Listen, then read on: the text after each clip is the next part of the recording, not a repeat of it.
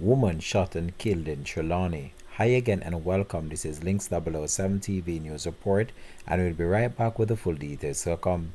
Welcome to ll7 TV News Report, providing you with the best in local and international news updates. This is a place where you can get the most reliable and informative news information. ll7 TV News Report. Welcome back and thanks for joining us. This is ll7 TV News Report. The Falmouth police are probing the circumstances surrounding the shooting death of a woman in the parish during the wee hours of Tuesday morning.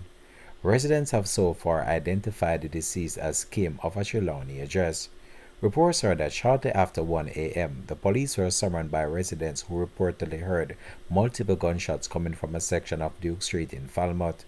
Upon arrival, the police found the woman suffering from what appears to be multiple gunshot wounds. She was taken to hospital where she was pronounced dead. No motive has yet been established for the killing by the police. The police has since commenced an investigation. This has been ll7 TV News Report. Thanks for watching.